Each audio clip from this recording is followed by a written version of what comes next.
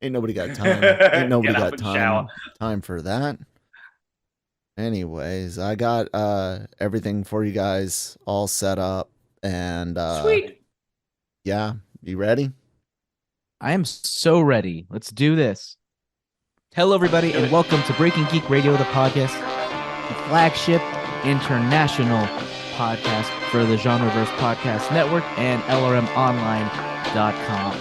I am Joseph J. Medina, here joined today by two other geeks from, I guess we'll call it trifecta for now, until we get four. Trifecta of geekdom, and that is one, Daniel Bartlett. Good even song, or evening for me, good morning for you, and good afternoon for anyone else that's listening in another time zone. And Nick Dahl. Hello, or in a different time. This is not live. So we got a big show to talk about today. One of the biggest shows in the history of shows for HBO, No. and that is The Last of Us. Doo-doo-doo. I don't know why I had the Mandalorian theme stuck in my head when I did that. So Pedro Pascal rules all. it's the Pedro Pascal effect. That's it. So Last of Us, we're going to talk the first episode, which is the only episode that's been released, and we did not get the whole season like a lot of other critics did, but that's okay. We're going to talk our hearts out about that first episode. Well, when you and then say from there we, we have, Jammer, when you I say mean we, Nick and I. you mean you and Nick and maybe producer Carl. We does not include me. There is no me in we, because you lucky people get HBO and I do not. Damn it! Yeah. This is what happens when you don't live in the good old US of A. You don't get HBO, but then again, you also have to buy some more streaming services. I remember in the good old days when I went overseas and I was able to watch Star Trek Discovery, on Netflix. It was a glorious time. Such a time is now past. I guess I could use a VPN, and I even have one. But whatever, I don't like to use it for that type of thing. I've also already let's shared Paramount Plus with you guys. Oh yeah, you did, didn't you? I was using it as a weapon to get Kirsten into it, but you probably never I told her. completely forgot about that. For legal purposes, that Completely is forgot about it. that is neither confirmed nor denied. That is a what if situation for legal purposes. You can Yeah, I share forgot. passwords. Read your terms and services, Nick. So obviously, everyone shares passwords. Come on, don't. Kyle's sitting there going like, "Oh my god, you guys are taking the joke monetization's way. gonna be a You guys are nightmare." taking the joke way too seriously now. It's all good. Carry on. So Last of Us. I was about to say season 3. God damn, Mandalorian. I can't get Mandalorian off the brain here. Last of Us. Obviously, it was a very, very, very famous, popular, well-respected video game that was released.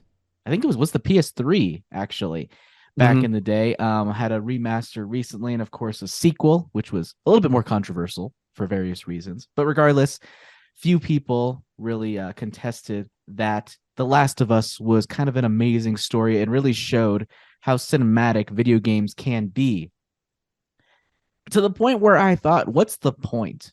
What is the point of adapting this into a series if it's basically just going to it's so story driven. It's not like Mario where it's like you have some characters and maybe like Mushroom Kingdom and maybe some semblance of a story. It's like, no. If you don't follow what's in the video game, why? But also, if you're just going to follow what's in the video game, why bother? So for me, it almost seemed like a lose-lose situation because in the element of film, you're taking out the gameplay element that makes you maybe more attached to the characters. You're not really adding much, generally speaking. I mean, you can, as this show has proven, but to me, it felt like a lose-lose situation. But the show has released the first episode, and of course, articles are coming out galore with regards to breaking the video game curse, which, by the way, is a BS argument because there have been plenty of great video game adaptations over the past few years. We have the 2 Sonic movies, we have Detective Pikachu, we have Castlevania, we have Arcane. There are plenty of them. But I guess the big difference was something I outlined just now, which is that none of those were really based on story-driven video games. This is definitely a story-driven video game, so we'll give that little asterisk there. But still, people need to stop talking about the video game curse.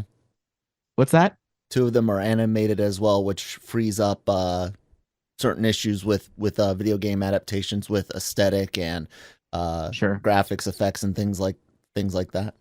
I would also say none of those are great, but a lot of those are good. You watch your mouth. Sonic is freaking great. How dare you?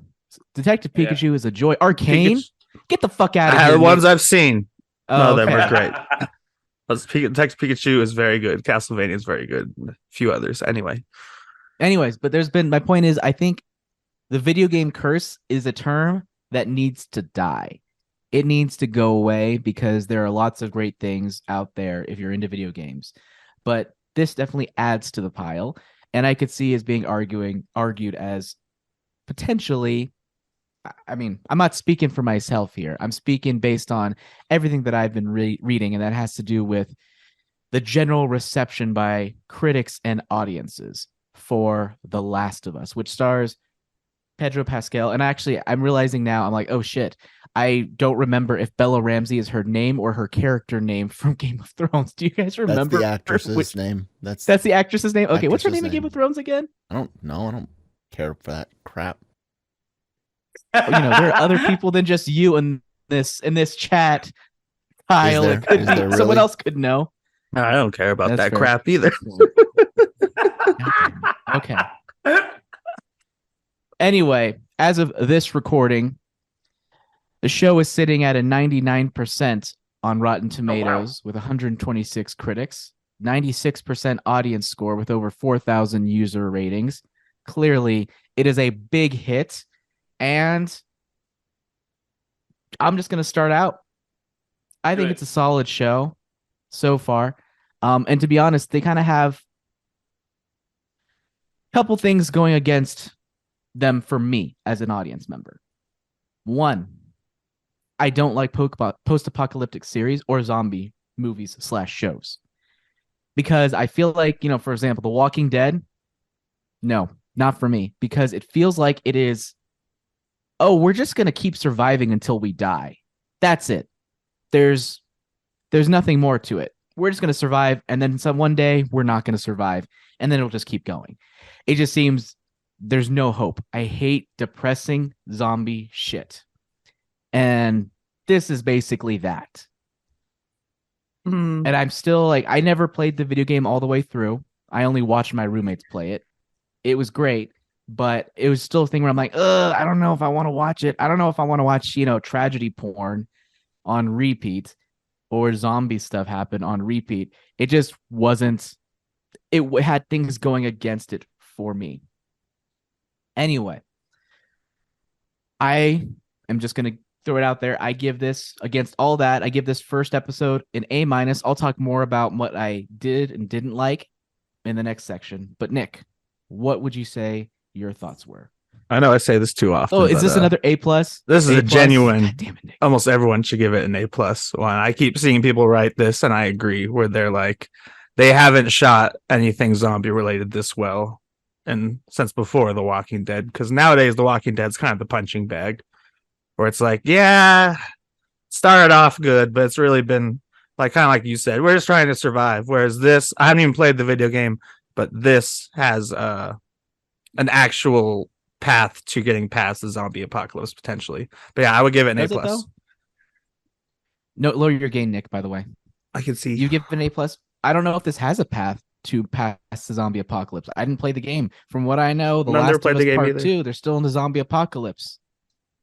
That's true. But for all I know, in second one, they're still in the zombie apocalypse. So I don't know if there's a path. This could just be tragedy porn. This could continue that path. Let's go into slight spoilers then.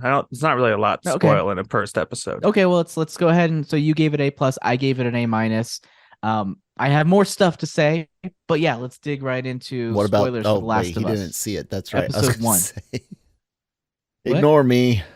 He was gonna say, "Well, it's Danny's opinion." Yeah, no. And then I remembered he didn't get a chance to see it. Sorry. No worries. Nick, sup? Oh well, I mean, just the basic plot from what I gathered from the pilot. And I've never played the game. Is that she's a key to a cure, which is why she's infected, but she's still fine. I mean, yeah, that does. So that's like a glimmer of hope. Or I don't think Walking Dead ever has a glimmer of, I mean, even 28 days later, they're trying to escape to a base, but this is like different, and And it that had one a of them happy is ending. carrying 28 a days later potential had a- cure. 28 days later had a happy ending. Yeah, I know, but like in general with your zombie thing, where it's like, and the other thing that's opposed to The Walking Dead is this season is the first game, next season is the second game. They're not gonna draw this shit out for 10 years. Well, that's good. Is that this confirmed? is I it. actually don't recall. Is that confirmed? I don't Yeah. recall them Craig specifying Mazin each has said season's it. going to be a game. Craig Mazin. Amazing, yeah. Which, by the way, I love Craig Mazin so much. Me too. He's in Chernobyl, but also he is involved in Mythic Quest. He plays two characters in Mythic Quest as well. He plays the Meninist guy as well as the publisher in the flashback episode backstory for CW. I just think it's weird and random, but I thought also it was funny because in that flashback episode, I forget the actor's name, but the guy who plays Nelson Baghetti in Silicon Valley plays the younger version of CW, and he also plays the interviewer in the opening scene of The Last of Us. Yes, that's who that guy was. I was thinking, yeah, that was a really creepy scene. That was a great scene. So the show starts off really strong for me with just an interview on like a 1960s show. And it's just he's talking with these two scientists, one talking about pandemic and one talking about, or I guess viral or bacteria-based pandemic versus a fungal pandemic. And it was just engaging. Like I wanted to be there. That was super interesting. I could have watched the whole show about that, but quickly they delve into, they skip past that to 2003, where we get to see Pedro Pascal and his daughter and sort of their day-to-day life. And it's just super watching the day-to-day and their relationship. And it's just so well done. Like I could have watched the whole show on that. I was fully in. And this is kind of where my first critique, why I'm not giving it beyond an A-. After that opening sequence with the beginning of the quote unquote zombie apocalypse. I know it's not a zombie, but whatever. It's basically a zombie. But the zombie apocalypse. I had a hard time latching on because to me, that second half just felt like kind of generic post-apocalyptic thing, which is fine. It's just not a genre that resonates with me. So it took a while for me to latch on to what was happening. I think it helped when the Ellie, the other character, who's great in the few scenes that she has. I thought she really nailed what I know about Ellie as a character from the video game, and it's just really fun to watch. And then her relationship with Pedro Pascal is kind of the burgeoning beginning of that, I think is really interesting. But yeah, it took me a long time. Like I was kind of a little bit bored for about 25 minutes. That's my Jammer bingo card. It was still, there you go. It was still good. I was to say Kyle said nothing official on season 2. Okay. It was still good, but I wasn't fully engaged. And because I am not someone who's naturally predisposed towards the genre, it was going to take a little bit more. And it did by the end, but it was a big learning curve in that second half from the beginning. But yeah, I thought overall it was still really solid. And I think for me, I was able to tell, even if this isn't for me, I could tell it was still very well written and very well made. So good stuff. And before I go on to mine, Kyle shared the quote. I'm only going to read the part that's important to what we said. This is from Mazin. He said to the Radio Times and other press. So to me, the narrative of the first game was gorgeous. It was complete. It deserved a season. We knew how to do it within a season. And so that was a kind of a no-brainer. And I promise if we are lucky enough to do more seasons and keep telling the story, we will continue to make sure that every episode is worth its weight. So and more talking about more of the confirmation. And the other part you would like, Jammer, where he just kind of talks about TV should be more flexible with as many episodes or as you need, not necessarily always doing a season of like 8. Or as few. Some don't need that many. Yeah. Though I guess Marvel has kind of proved that sometimes you do need more. Otherwise, it just depends on the show. So, you're always hoping. And I do remember shorter, being really annoyed.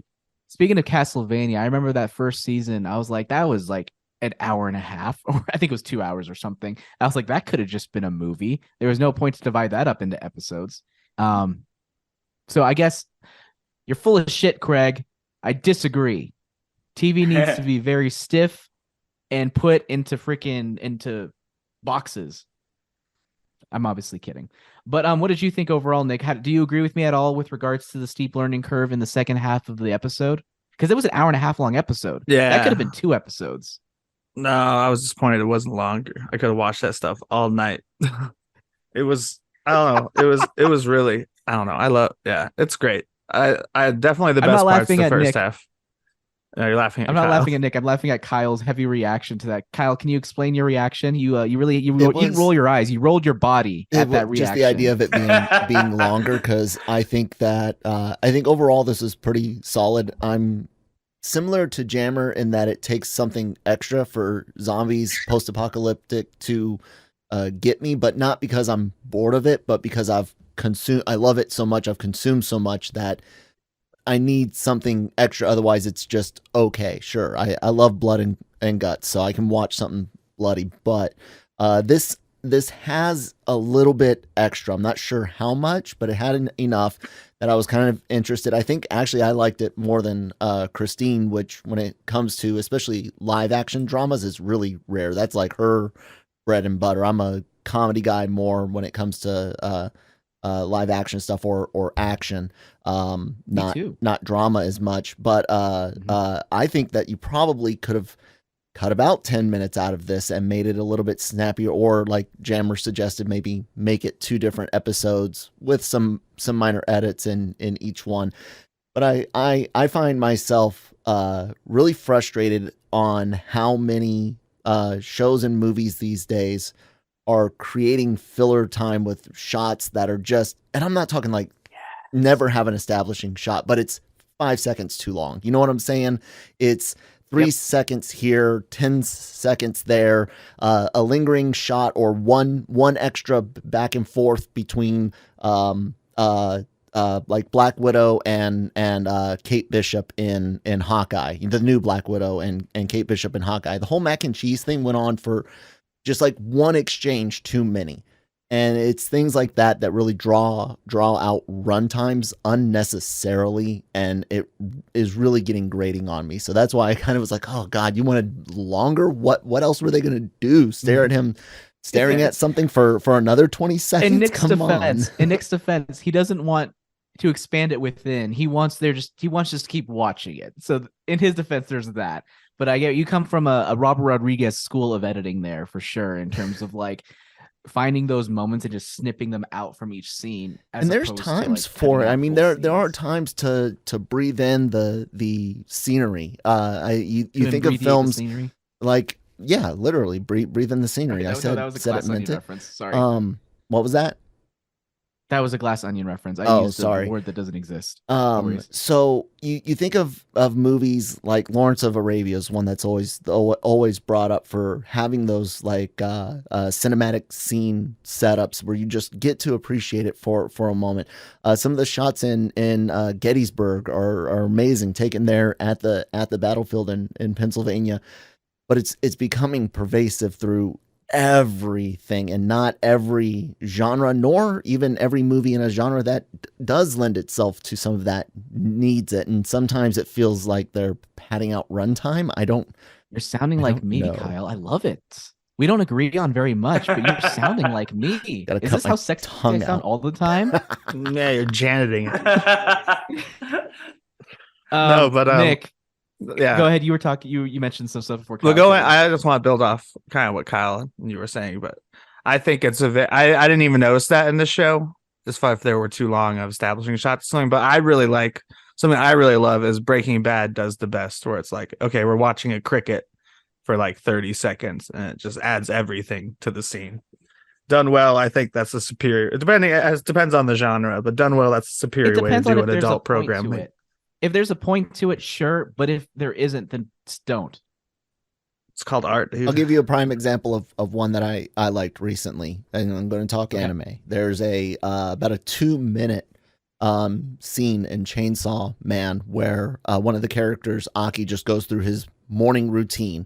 And it is a sound designer's, like a person that appreciates sound designs, like wet dream. If you ever get to watch Chainsaw Man, watch it with headphones on, because the sound design and mixing and everything is freaking amazing.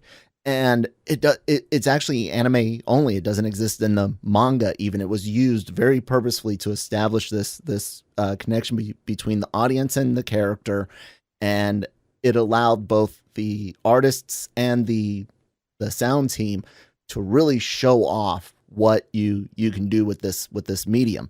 I fully appreciated that. I wouldn't cut a single second, a single frame out of that, but it was appropriate. I have no problem with ones like Nick said that are used appropriate.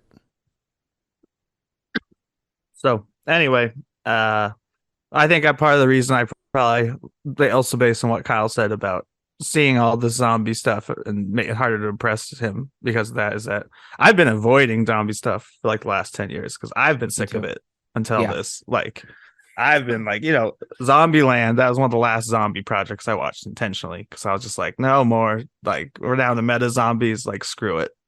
So that's why I really found this engrossing. Obviously the first half is the most interesting half with the backstory.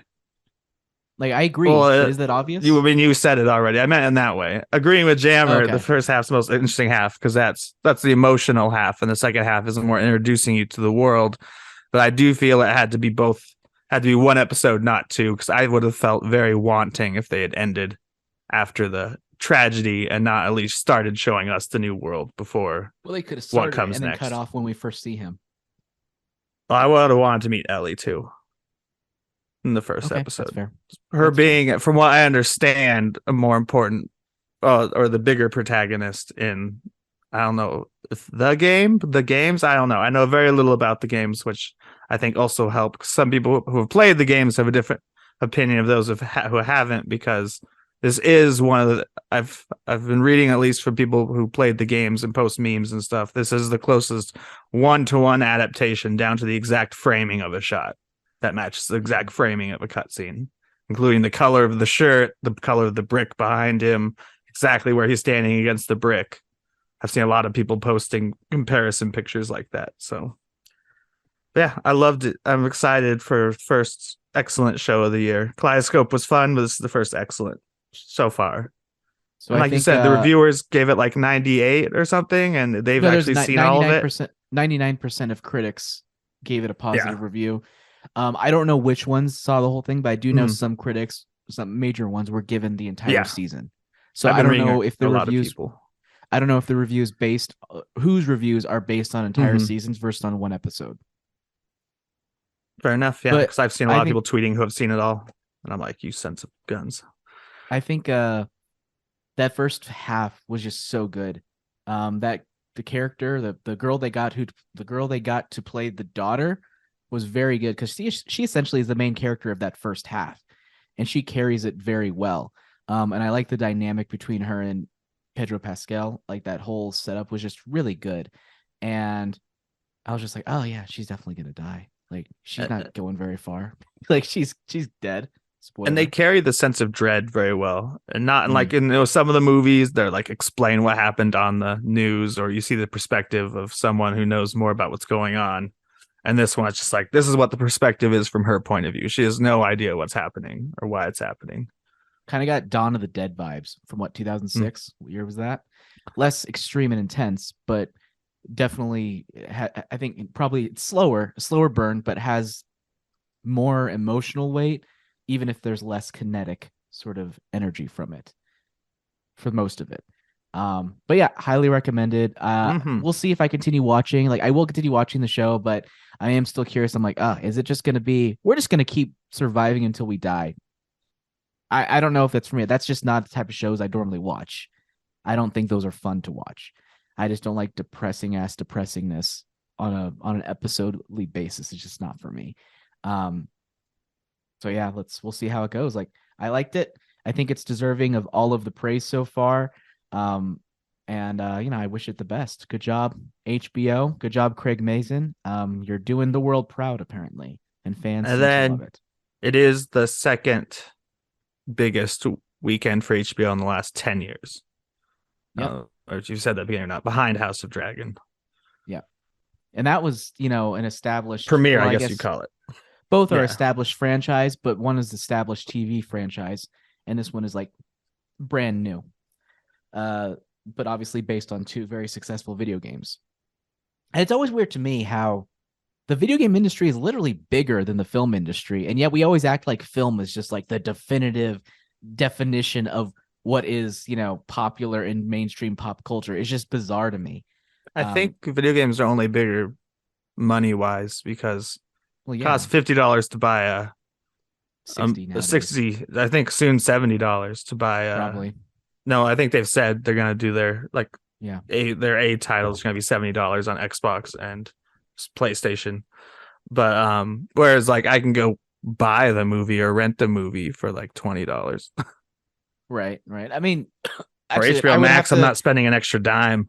I would have to do more research on this. I'm not sure by how many billions of dollars the video game industry outpaces the film industry, but is it significant enough to where it's just like it's only just because of that, or what other reasons are there? Regardless, it's a very popular industry. It's just weird to me. And as I mentioned at the top, it is interesting to me how like it's difficult to do these adaptations simply because you're pulling out one aspect. You're really not adding anything, because anything you do in film, you could technically do in a video game, in a cutscene or whatever. Jammer. And in this one, it's like you really just have to capitalize on the film's strengths. Anyways, go ahead, Kyle. Worldwide, the video game industry is approximately 195 billion as of 2021, with a global film market, which includes China, of 267 billion in 2022. Whoa. So I'm wrong. It's not bigger. Yeah. Now the video game, I could have sworn that it was bigger. Video game was expected to grow to 220 billion in 2022. I don't have an official number for 2022, just that estimate.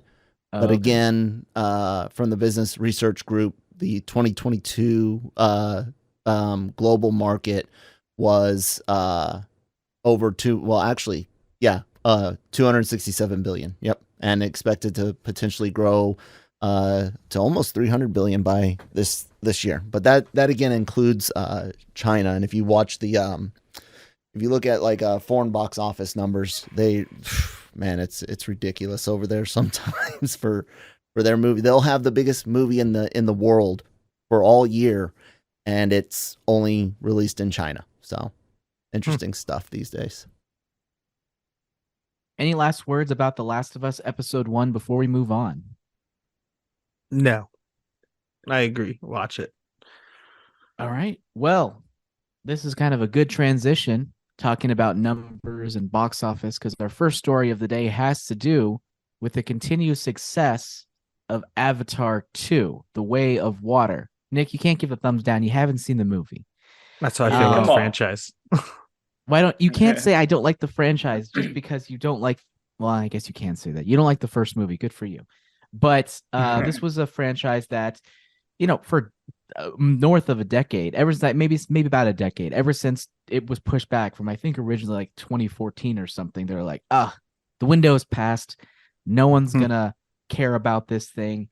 Everyone kind of had that narrative for a good solid 8 to 9 years or so. And then it started to approach. And honestly, I don't remember specifically what I thought in terms of what it's going to do box office wise, or what I've expressed. I probably thought it'd be like 1.4 to 1.6 billion. I didn't think it was going to flop, but I was like, hey, the window's passed. There's no way it's going to hit. It's not going to hit Titanic numbers.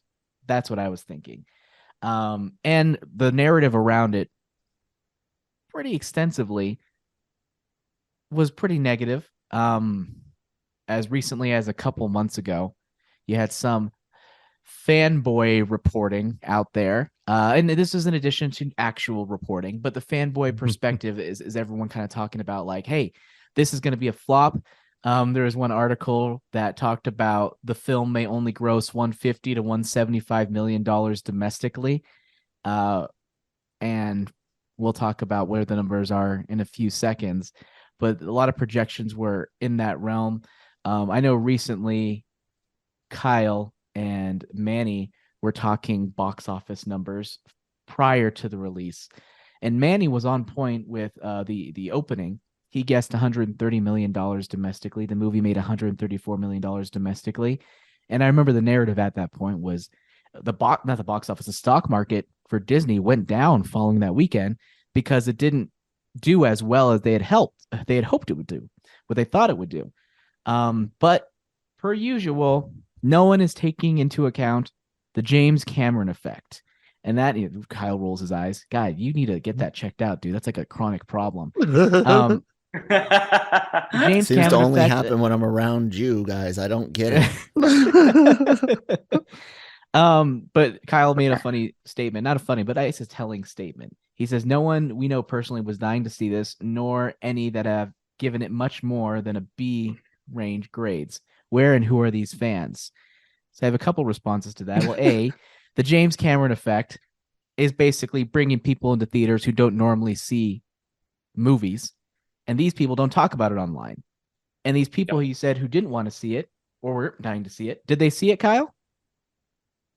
What's that? Who? The people who weren't dying to see it that you knew, did they end up seeing the movie? Most of them haven't. A few have. Really? Yeah. Interesting. I know I Like have, but Brian, I knew I was going to see it. Like Brian didn't even want to go. He went because someone wanted him to go.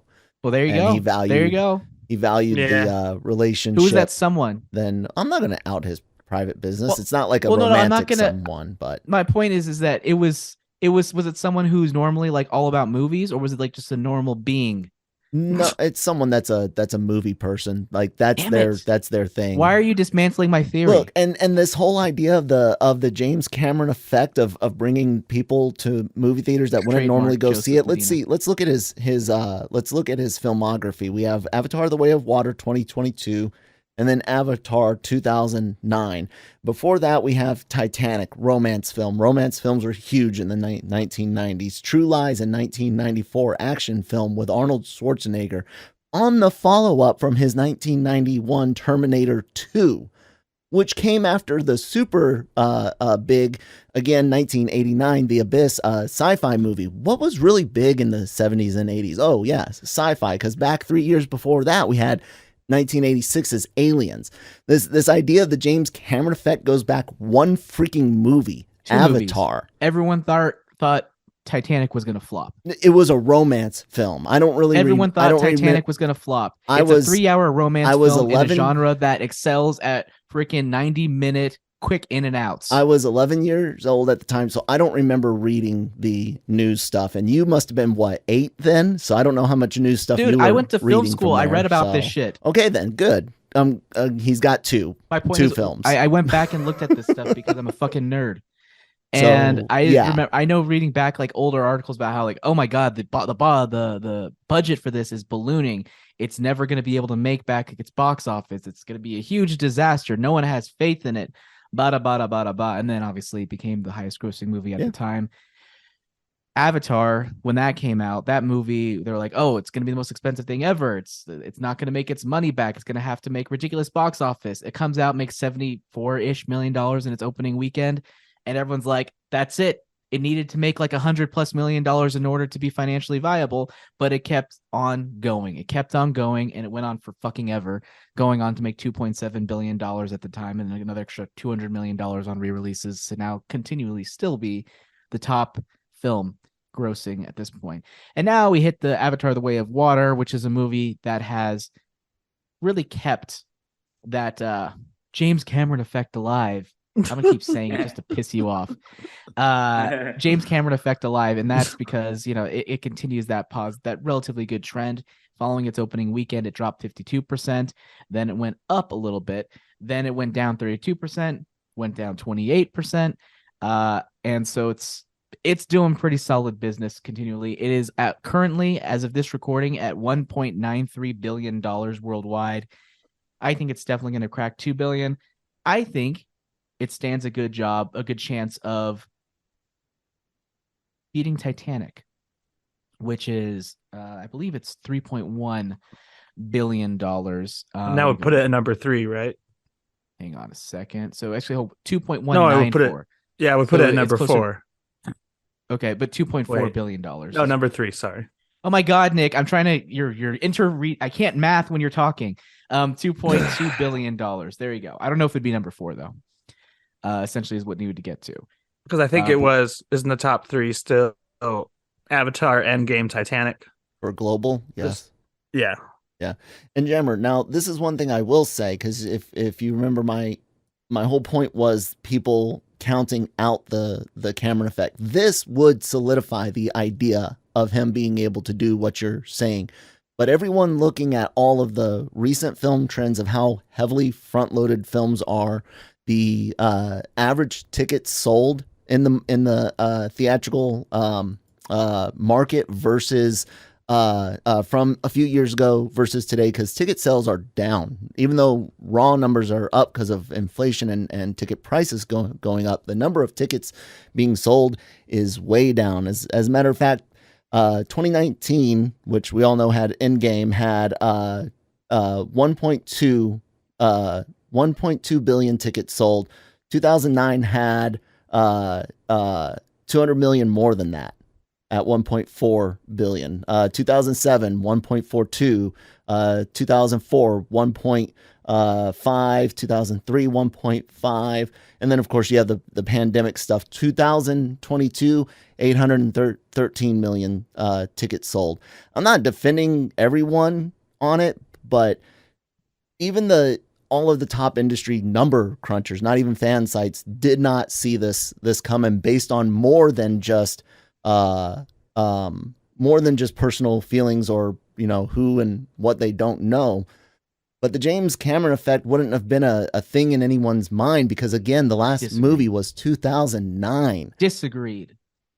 I will say I am shocked it did this well. I knew it wouldn't flop, but I thought it would place a mid-level Marvel movie as far as gross. I thought it would be north, like I said, 1.4 to 1.6 is what I was. I guessed about 1.5 worldwide. I actually honestly didn't think it would cross 1 billion, especially after the opening weekend. Well, I honestly thought people didn't care anymore. Because Jammer, you're the only person I've met in real life who's seen it. I mean, a friend in real life. 2 people at work saw it, but they're normal people, as we like to refer to, not film people, which does tie into your theory. Because I don't know, none of my other friends have seen it. I consider Danny a friend, but I've never met Danny in real life. For where I am, I'm totally with you, Jammer. There were so many people that don't talk on Twitter, Instagram, don't get on this Discord, don't follow sites like ours, that have gone to see the movie. I was back home briefly for Christmas this year, and my mum said she went in to watch it. 77 years old, loves Star Wars, by the way, and went to see Avatar because she loved watching it. But she would not be someone that would get onto the internet to talk about it. So I think there's a lot of people that recognize the name, remember it from 10, 15 years ago, whatever it was. Jammer, 2009, did you say Avatar 1 was? 2009? And want to go and see some more of the same thing. So I'm not surprised by it. I am a little surprised that you think it might beat Titanic, because it's still got almost $1 billion to go, though, right? Did you say 2.94? It's at one. No. Domestically. Titanic is at 2.194. And it's at sorry, I thought you said 2.94. Sorry, Jam. I thought that was not going to get another billion to beat that. That would be Avatar 1 if they were to get to 2.94. That would be impressive. Just saying that, we've got a re-release of Titanic coming on the screens here at the moment. Really? So that's going to make another few other $1 million as well, I should imagine. Oh, yeah. I can't remember. Is it 30 years, is it now? We've got a 30-year re-release of it. No. 25? I hope not. 24. No, 25. Fuck. Is it 25? It would be a anniversary. They wouldn't release it 24 years later for a re-release. Yeah, 25. It's got to be 25, right? So they're re-releasing it on the big screen here. So but I'm with you, Jam. There's a lot of people that wouldn't talk about it that have gone to see this film. And I really enjoyed it. I can't remember what grade I gave it, but it was a high grade, and I really enjoyed it. I've seen it twice now. I wanted to see it a second time, but the timing was never correct. So I'm not like, I'll wait for Disney Plus and definitely watch it again, though. I had a good time. Beautiful. On the IMAX 3D, it was beautiful. I didn't see it in IMAX 3D. I'm still not a proponent of premium, tickets, premium theater experiences. I got you. I understand. I'm like weird. the second time I watched it was a regular screen, and it is a stark difference. Normally, I would be with you, Jam. I totally would say that, but this was a huge difference between the IMAX 3D and the regular big screen. I think I'm normally sound with you. The sound system is definitely sure. makes a big difference for sure. And then just sit closer to the screen. Just fucking sit closer to the screen. It's the same. I like it shit. bigger and louder, but I haven't seen a 3D movie since the pandemic, and I don't intend on Yeah. ever seeing a 3D movie again. Yeah, me neither. I'm not a huge fan of 3D. The same shit, Kyle. Yeah, I wasn't expecting it to be this big, so good on it. Yeah, good job, Cameron. They've Don't secured buy the a future for don't at buy a least bigger the next- monitor. Just sit closer to your monitor. Oh my god, you don't even understand You human don't anatomy. understand how fucking smart I sound right now, Kyle.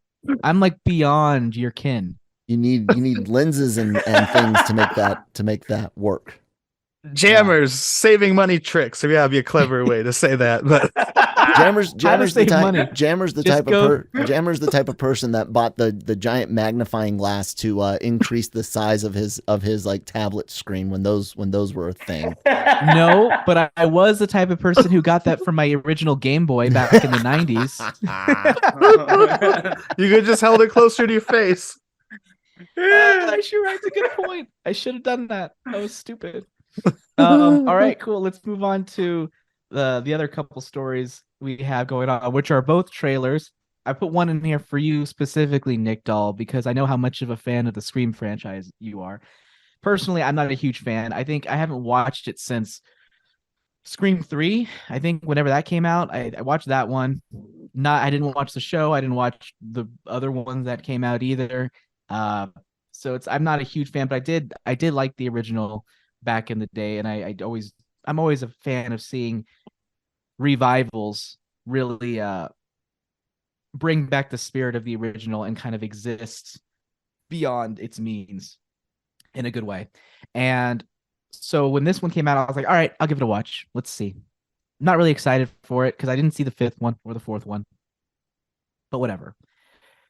It was a good trailer. It showed, a ghost face, going around a convenience store, chasing down our leads, and and more stuff that ties it into like the original franchise and freaking the legacy of Ghostface. You got Ghostface fanboys, with having Ghostface memorabilia in their Ghostface themed lairs, and it's just, I don't know where this is going, but it's interesting and it's entertaining to watch. So overall, I think it had a great opening. I just think it had a bad title. Like, Ghostface Takes Manhattan would have been the obvious direction to go for this, and I'm just very disappointed they did not. But Nick, actually no, before we go to Nick, because we know Nick is going to give us an A+ trailer.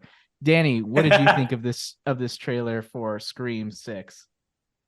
I was pleasantly surprised by how much it's got me interested in actually watching the movie. I'm not like you. I wasn't a huge fan of the franchise. I mean, the first one was great. I did watch the previous number 5, but other than that, no interest. But what I liked about this one was it was one of those strange trailers that was showing us a lot, but a lot of it was misdirection. I think it was throwing a lot of the screen for us, but not necessarily telling us anything because it could contradict itself quite easily, giving us false sense of who might survive, who might die, and what or who the Ghostface killer could be, etc. So I actually found it quite interesting, and therefore it might have my attention. Even bringing back, what's the name, Hayden Patisserie or whatever her name is. I thought Courtney Cox. To me. No, he was talking about Kirby from Scream 4. Who was Hayden Panettiere or something. We both Hayden pronounced it Panettiere. wrong. Yeah, her. Yeah, she was in the 4th one. Oh, okay. Exactly. But just it had enough going on and enough something new stuff to make me think this is actually going to be worth it. Even if there was one bit of it that made me think, this is trying to throw us curveballs and stuff, and obviously at the moment they're probably at risk of being sued by someone. But there was a scene in the trailer where Courtney Cox's character is on the phone to the Ghostface killer, and in the background, the Ghostface killer is killing someone that's in the house with Courtney Cox. So I'm like, well, then that implies that there's 2 killers, right? But that could have just been clever editing of the trailer, because there's no way he was talking the way he was talking and stabbing someone to death without being slightly out of breath. It's like Iron Man 2, except with ghost faces.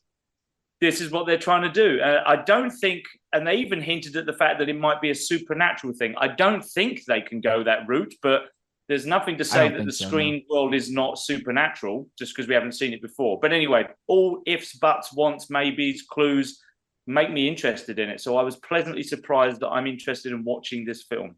Well done, Scream 6 trailer. Thank you. So thank you for mentioning Hayden Panettiere, because I was just like, she looked familiar, but then they cut away, and I was like, oh, I forgot about it. So thank you for pointing out why she looked familiar. Anyways, Nick, tell us about why this is an A+ trailer for you. It's not an A+ trailer, but I was very happy because I don't think it's going to be. I mean, the last one wasn't an A+ movie either. It was just a return to form where they actually had something to say in the last movie, and it was commentary on toxic fandom and requels, which is why it was intentionally not called Scream 5, and this one is called Scream 6. That was to make fun of all those mows where it's just like, here's the original title. Yeah, the last one was called Scream, as in because it's making fun. Scream. That would have been another. They could have called this one the Scream. But fun. But that's my worry, is I don't know what they'll have to say about the franchise. I feel like you can go two directions, but one of them's similar to the other. The last one is someone else pointed this out online that it almost seems like this one could be about people who are less obsessed with the stab movies, and maybe they did like a true crime, docuseries, which we see all the time about Scream, like the events of Scream. So it could be more about people obsessed with true crime, which would be an interesting way to go. The other interesting way to go would be like the Joker effect, like from the movie Joker, where there are a bunch of them who are just like, we worship the ghost face, like, someone else also pointed out that might not necessarily be one person's private collection of Scream memorabilia, including the TV that killed a character is literally in that room, and like clothes that were worn when people were murdered and stuff.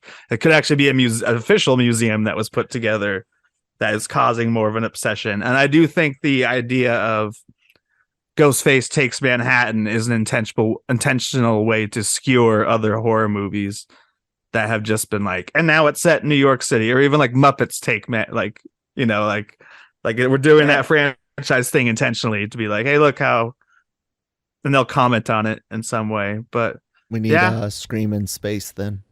I would love Scream X. So no one would hear it though, Kyle. No one would hear it. You would call it No One Can Hear You Scream. That'd be the name of the movie. You said the thing.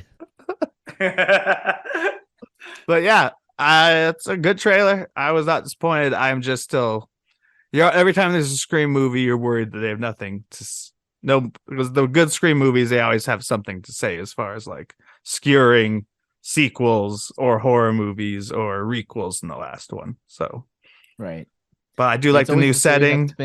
So that's in addition to being a horror series, is like satire, not necessarily parody, but satire. Yeah, because Scream is all about satire. That's what makes it special.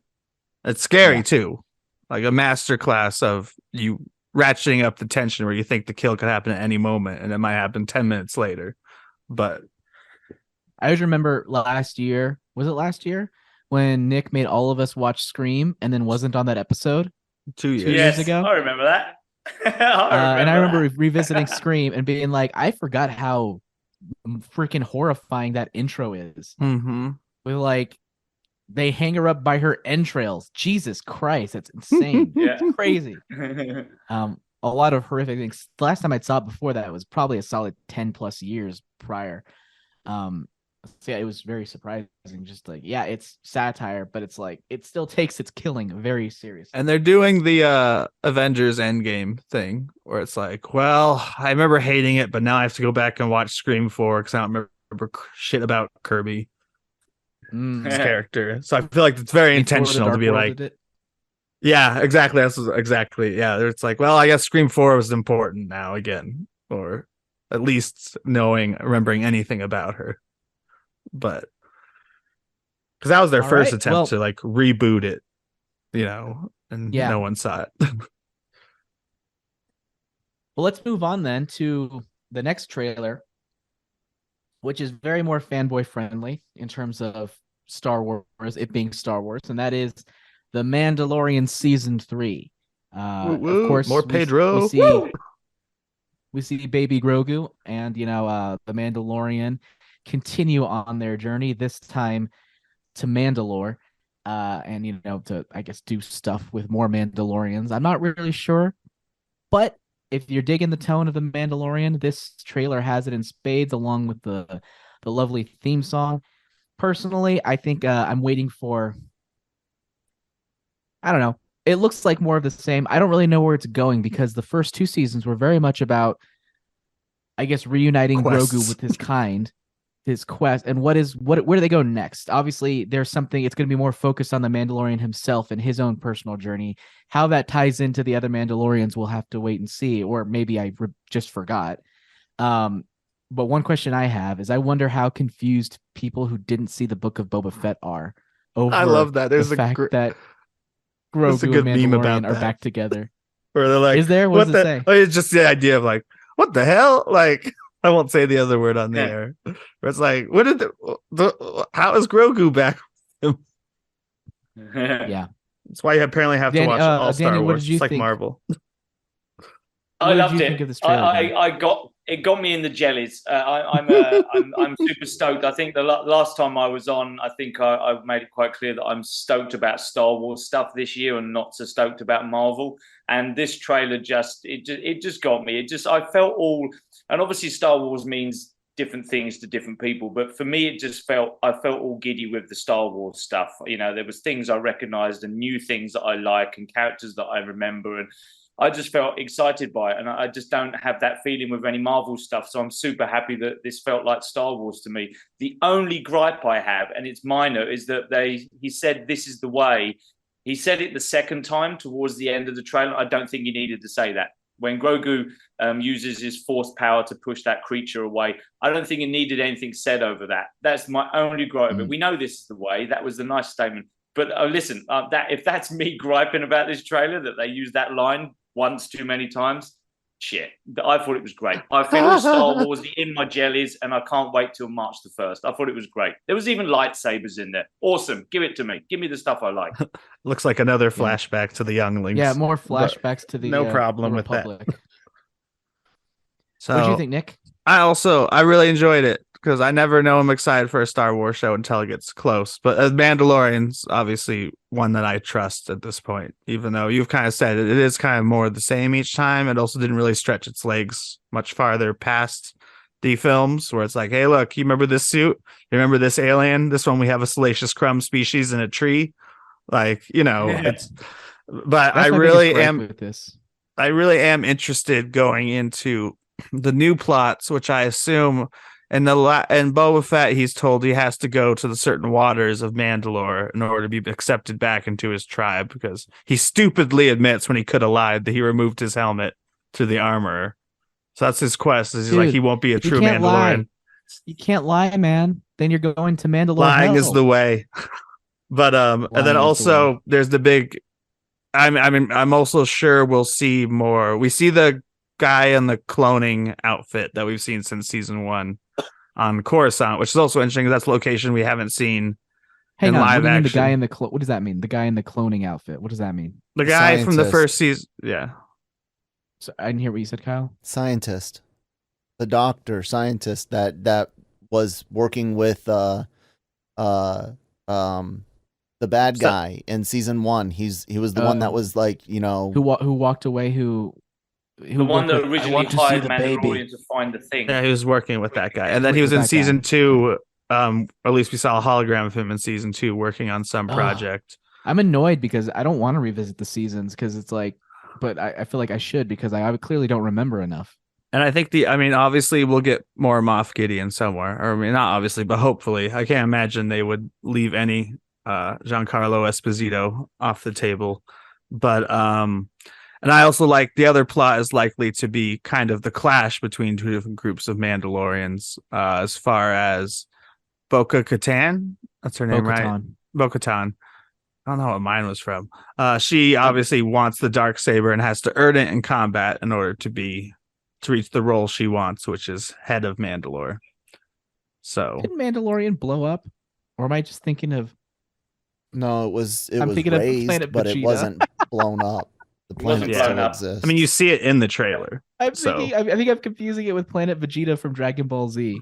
I don't know why. You're not confusing it with any of the Star Wars planets that were blown up. Not confusing any of the Star Wars planets. Well, because the Mandalorians are like a race of like warrior race of people who lost their people. And in Dragon Ball Z, you have a race of warriors whose planet was destroyed, so there aren't that many left. But as the series goes on, you find out there's a lot more left than you thought. There's similarities. I have two questions for you guys. When the X-Wing pilot from the first two seasons, or at least the last season, Mr. Kim. Yeah, Mr. Kim says there's something darker brewing. Do you think they're talking about the First Order already? I have no clue. I mean, they should be at least eventually. That's such a generic line. I'm like, there's always something darker brewing. And then do you think the clone guy has anything to do with the Emperor's return? There's something dark brewing. Okay, and it's done. Kyle seems to agree with me on both of them, just based on his head shake. But yeah, the other one would be related to the return of the Emperor or Snoke or whatever. The idea of they've been trying to clone Force sensitive, or at least use Force sensitive people like Grogu to create clones. As is hinted at in season 2. First Order. I think that they're referencing First Order in this one. With that comment, that's the first thing that came to my mind without diving to getting my brain too involved with it. It's a little over 5 years after Return of the Jedi. Yeah, I assume we're close to 7 years. If maybe there's a year between seasons, who knows? But so we're within at the least we're within 15 years of Force Awakens. So obviously they would be rising up in some way. The first 2 seasons happen over the course of 5 days. That would be impossible, but it's possible 5 months. I mean, I think 2 years. That's a stretch. I think. Even with the Book of Boba Fett stuff. In a galaxy far, far away. What's that? Maybe the sun rotations around moons are all different. Maybe 5 days is 5 years in Earth time. Sure. Interstellar. Okay. Yeah. I mean, I think this looks okay. This looks good. I need to. Mandalorian has always been a weird series for me because I love the feel of it. But it's just, I always feel like there's not enough story in each episode. And I'm hungry for like something a little bit deeper. And I think season 2 was a little bit more ambitious, but the problem I had with it is that I think it relied too much on pre-existing lore. And it felt like it didn't have confidence in itself. So it's just like, let's just throw this other thing at you. And let's throw this other thing at you that you're going to like love. And I'm hoping that this kind of finds a better balance of that. Now that, what's his name? Din Djarin, or the Mandalorian, is like no longer leveling up his armor and stuff, or doing like it'll be less questy, almost like a video game, less questy, less like you need to go to this place and do this thing, and then you'll get this. Then I'll do you this favor. That will help you do this, and I'll do you this favor. Yeah. Well, I mean, as far as wanting to get deeper into stuff like Star Wars and have it be less shallow, have you started watching Andor again yet? No, that's exactly the Star Wars you're asking for. I know. Like, I'll get to it. Fair enough. But yeah. That is all I have to say about Mandalorian Season 3 trailer, and that brings us to a close in this latest episode of Breaking Geek Radio, the podcast. Dear listener, thank you so much for taking the time out of your busy day or letting us join you in your car trip to your commute to whatever job that you're doing to make this world a better place. We really appreciate it. Don't forget to check out all the other Genreverse podcast network shows we have, including the Cantina, Anime-Versal Reviews, AVR Squared, Cup of Genre, Daily Shot, and God damn it, I forget one of them. Always Daily Genre Cup Shot. of Genre. Daily Cup Shot. of Genre. Genre Shot. You say AVR Squared? I say AVR Squared. Okay. He's forgetting the Marvel show.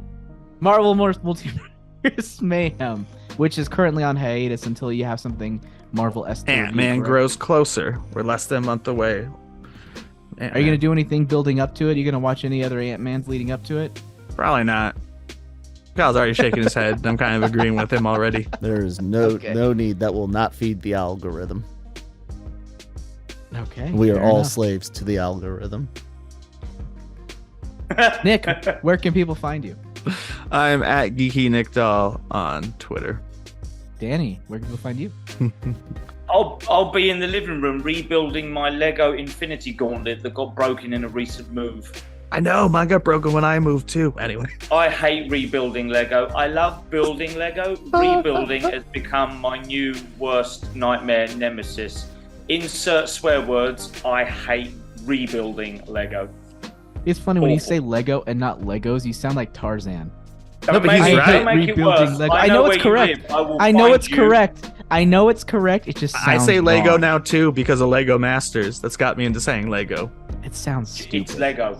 Yeah. Just Sounds move on. stupid. Say goodbye, Jammer. Move on. All right. Well, you Lego. can find me on Twitter at AJ Cerna Writer. You could also find my books under that name, AJ Cerna, on Amazon and Audible. And don't forget magiabooks.com, MAGIA books.com. Thank you so much, Kyle, of course, for working with us as producer per usual. And once again, thank you, dear listeners. And we will see you all next week. Hasta lasagna. Don't get any on ya.